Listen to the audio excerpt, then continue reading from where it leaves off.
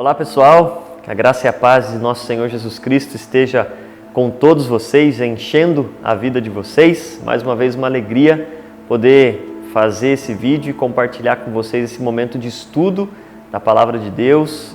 Nós estamos falando sobre o plano da salvação e comigo aqui, como sempre, Pastor Marcelo. Olá gente, graça e paz, gostoso estar aqui com vocês para a gente meditar junto. Ler e pensar na Palavra de Deus, essa palavra maravilhosa, poderosa, transformadora das nossas vidas. Como eu falei, a gente está falando sobre o plano da salvação. Tem uma série específica desse assunto no nosso canal do YouTube. Então, no final desse vídeo vai aparecer para você aí a playlist, ou a qualquer momento você pode também acessar o nosso canal e procurar por essa playlist, Plano da Salvação.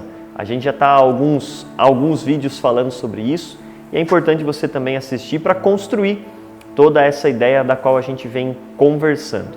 Então, para a gente começar o vídeo de hoje, nós vamos falar sobre o arrependimento bíblico e o seu papel no plano da salvação. Antes, eu vou pedir para o pastor Marcelo fazer uma oração para a gente. Santo Deus e Pai querido, em nome de Jesus Cristo, nós agradecemos a Ti por essa oportunidade, rica e preciosa oportunidade, ó Deus, de meditarmos na Tua Palavra, de conversarmos sobre ela, de maneira que o Teu Santo Espírito acrescente conhecimento nas nossas vidas, nos nossos corações, ó Deus, para que cada um de nós busque de maneira fervorosa na fé, viver conforme o Teu Evangelho, para a glória do Teu nome, Pai.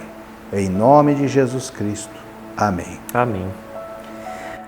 Bom, texto proposto para nossa leitura, e a gente vai acompanhando aqui e também mencionando outros textos no decorrer desse bate-papo, desse estudo, é Lucas, no capítulo 24, e nós leremos dois versículos, 46 e o 47. Nesse texto, Jesus, após ressuscitar, ele está em contato com seus discípulos, e conversando com os discípulos, então, após a ressurreição, ele diz o seguinte, versículo 46.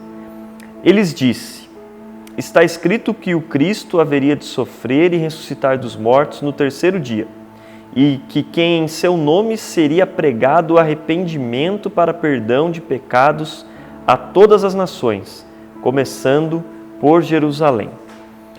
Bom, nesse texto, pastor, Jesus conversando ali com os discípulos, né? Tem a impressão que ele está falando algo do tipo, já tinha falado para vocês, né? Já tivemos essa conversa. Era necessário que eu morresse, era necessário passar por tudo isso, para que, a partir disso, fosse pregado o arrependimento em nome de Jesus Cristo e, dessa forma, todas as nações fossem abençoadas a partir de Jerusalém e aí os confins da terra.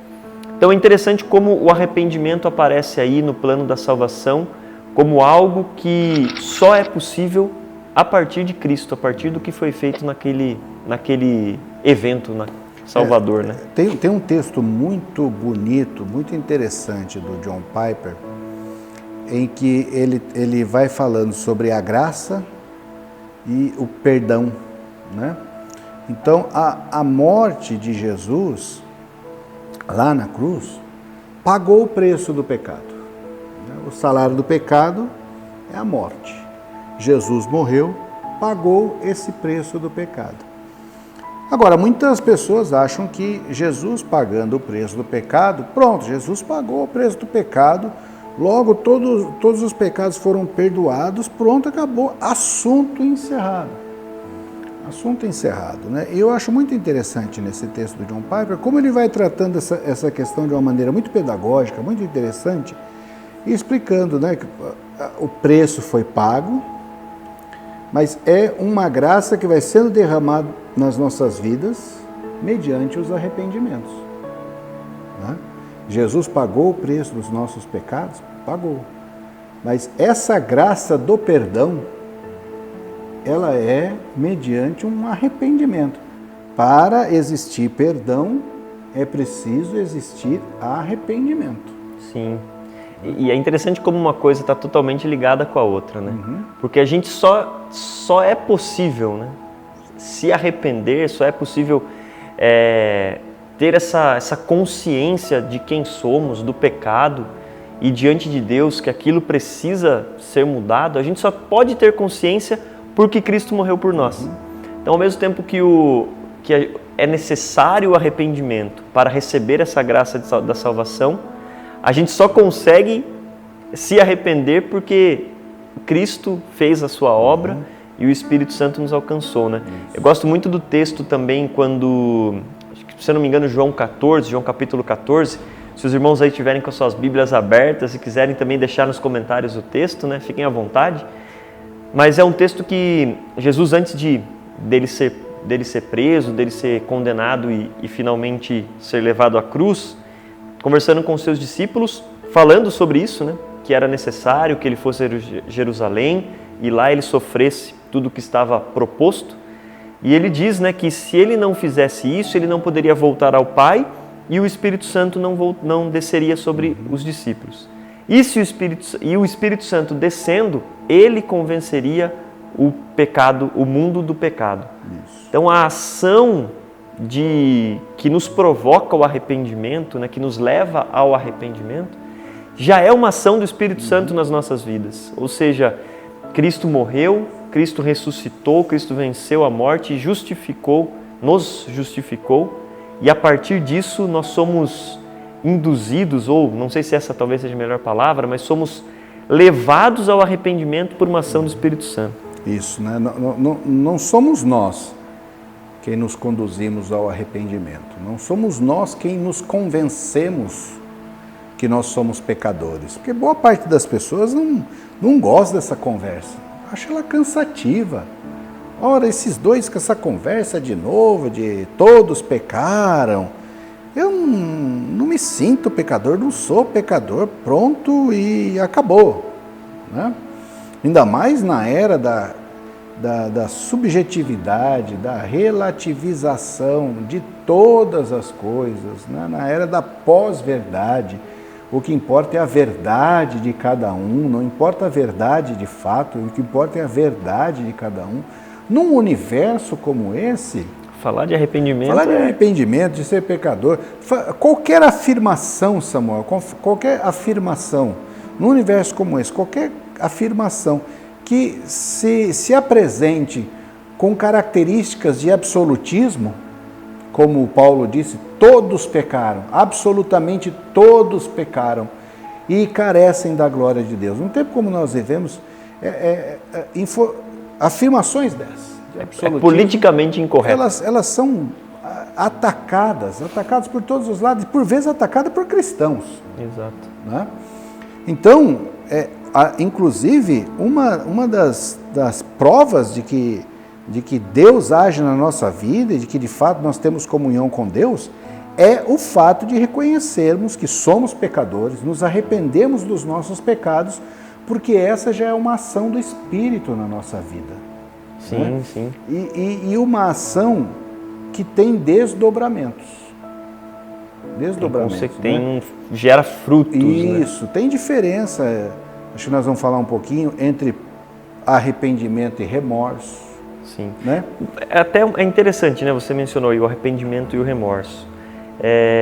Um exemplo clássico que eu acho que a gente pode abordar para exemplificar essa questão é o exemplo de Judas, né?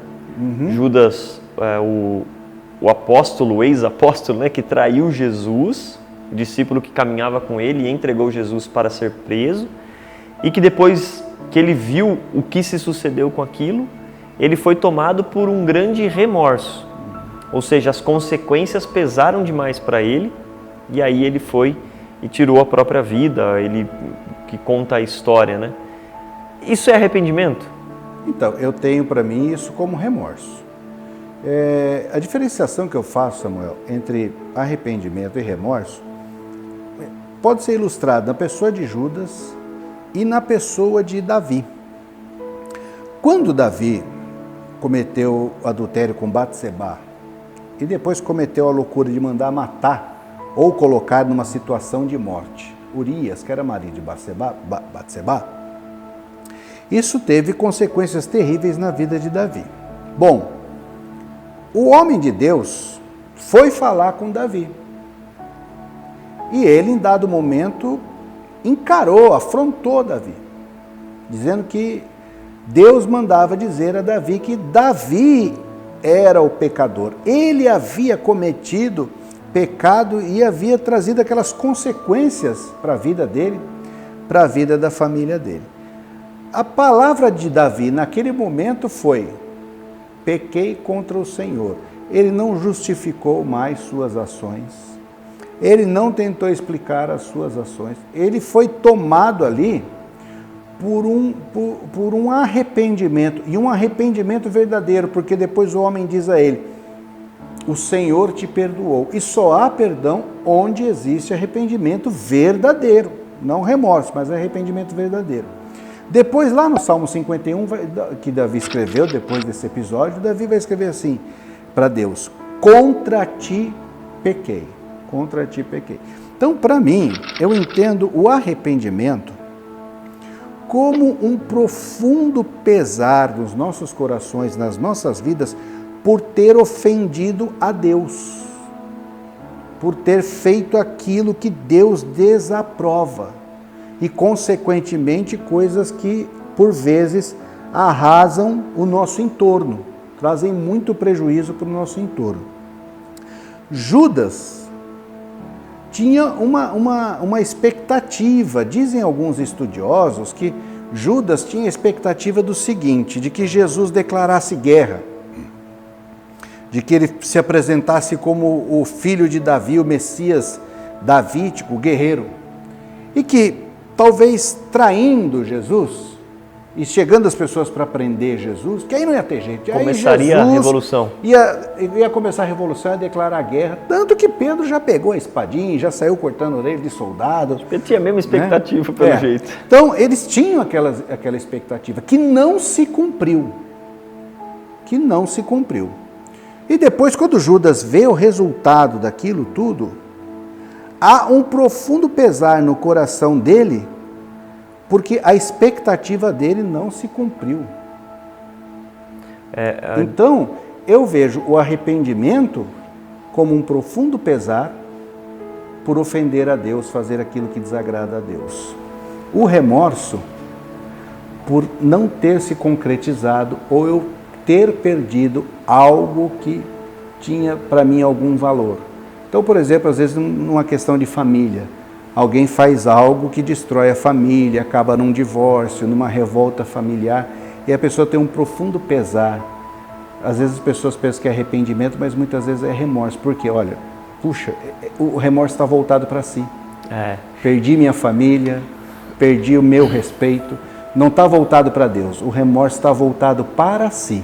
Acho que resumindo bem, né, é isso, remorso tem a ver comigo. E arrependimento tem a ver com Deus. Arrependimento é como eu me sinto em relação a Deus, e remorso é como eu me sinto em relação às minhas expectativas, Estou triste porque perdi algo. Fiz algo que talvez me colocou numa condição e isso me trouxe um remorso. Mas o arrependimento é uma relação direta com a nossa consciência de que ferimos a nossa relação com Deus, né? Você ia comentar alguma coisa? Não, eu acho que eu ia para o caminho que você entende que vai seguir também, que é o fruto do arrependimento. Né? Que é um texto que eu vou ler aqui, para a gente exemplificar também, Ezequiel 36, 31, quando o profeta diz assim: então vocês se lembrarão dos seus caminhos maus e das suas ações ímpias e terão nojo de vocês mesmos por causa das suas iniquidades e das suas práticas repugnantes. Achei muito interessante a palavra que foi traduzida aqui na Nova Versão Internacional, nojo. Vocês terão nojo. Num texto que a gente está usando auxiliar também, né, fala que é o ódio ao pecado.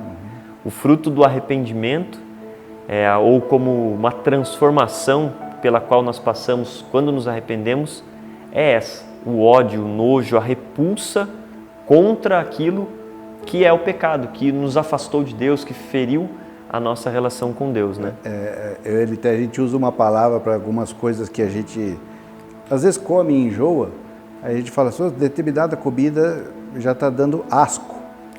Asco. Que é assim, é uma sensação de enjoo só de pensar. Lembra aquela pizza que a gente comia tanto? Nossa, agora quando eu lembro dela, dá um arrepio, estou com asco. Né? Então, criar asco pelo pecado. Né? Não desejar mais o pecado. Né? O arrependimento verdadeiro, que é o arrependimento provocado pelo Espírito Santo, deve produzir na vida do crente um ardente desejo por não pecar mais. Isso significa que ele não vai cometer pecado nunca mais? Não significa isso, ele vai cometer pecados. Mas quando ele os comete, ele se arrepende, ele passa mal, ele fica com vergonha na presença de Deus, ele fica intranquilo. Por que acontece isso? Porque o Espírito Santo agiu na vida dele. A obra do Espírito Santo não é incompleta, ela é completa. E é interessante, né, que é a primeira ação do Espírito Santo na vida do cristão é justamente para que ele se arrependa, ou seja, ele nem chegou a essa conclusão de que é cristão, de que nasceu de novo, que recebeu a Cristo, mas é o arrependimento, é o que o Espírito Santo traz na vida do cristão, né? Esse senso de que eu errei e eu preciso de perdão, né? Quando Jesus fala. Tem um autor... Imagina, Samuel, que você vive em regime de escravidão. Em algum lugar escravizaram você. Alguém vai lá e conquista a sua liberdade lá. Quanto custa a liberdade do Samuel? É tanto. Então tá aqui, estou pagando a liberdade de Samuel, deixa Samuel embora.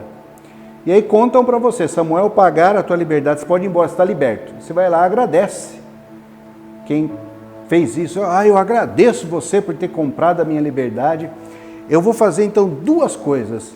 Eu vou viver essa liberdade que você me comprou, continuando escravo. Eu vou permanecer escravo aqui, mas vivendo essa liberdade. Como assim? Não existe. Então alguém liberto do pecado que continua sendo escravo do pecado?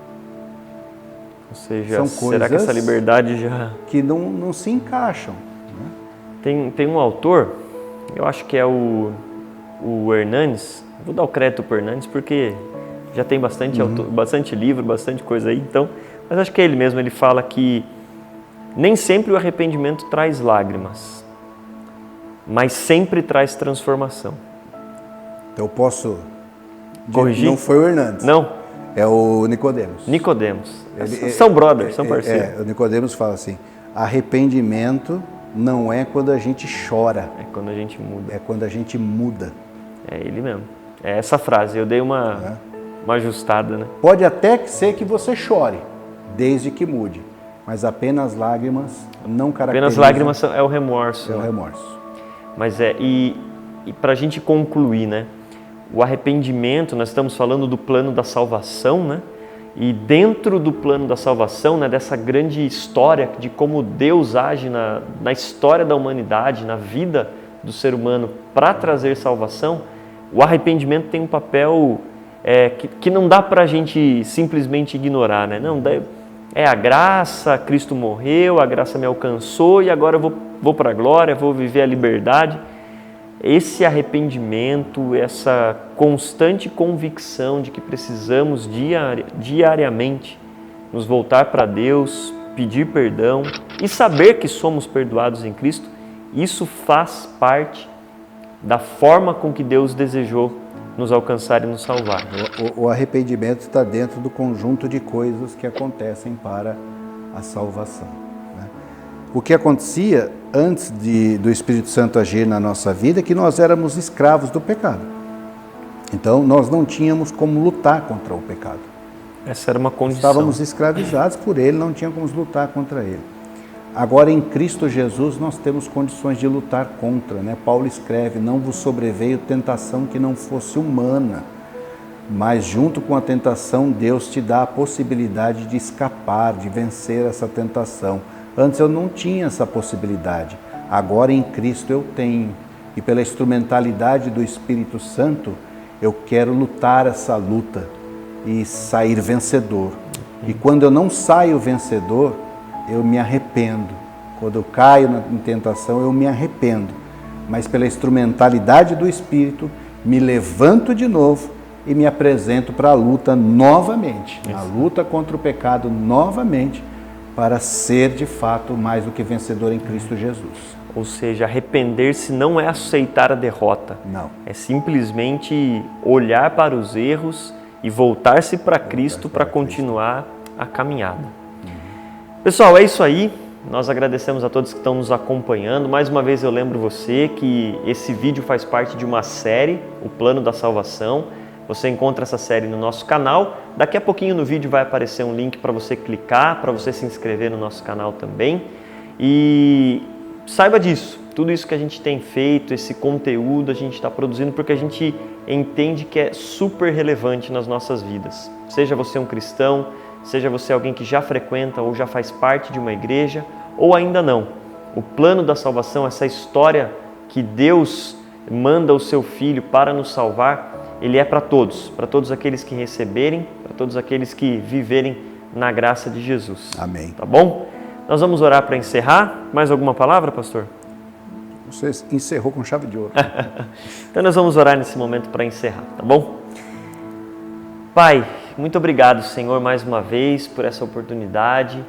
Obrigado, Deus, por termos, Senhor, acesso à Tua Palavra e pelo Espírito Santo nos ensinar através dela. Amém, Jesus. Aquilo que é a verdade, Pai. Nós sabemos, ó Deus, que nessa vida, Deus, enquanto estivermos aqui nesse mundo, precisamos, Deus, constantemente olhar para nós, olhar para a Tua Palavra, descobrir o que precisamos mudar, nos arrepender e mudar, Pai. Que isso seja fonte de inspiração para todos nós, fonte de vida, para que continuemos, ó Deus, nessa jornada, buscando uma vida de santidade, buscando uma vida que honra e glorifica o Seu nome. Amém, Jesus. Não para alcançar a salvação, porque isso nós sabemos que o Senhor já nos entregou, mas para glorificar ao Senhor e agradecer tudo o que o Senhor fez por nós em Cristo Jesus. Nós oramos a Ti, Deus, e pedimos que o Espírito Santo esteja sempre conosco, assim como a todos aqueles que estão acompanhando e assistindo esse estudo também. Em nome de Jesus. Amém. Amém, Jesus. Obrigado, pessoal. Um abraço e até a próxima. Até, meus irmãos. Deus nos abençoe.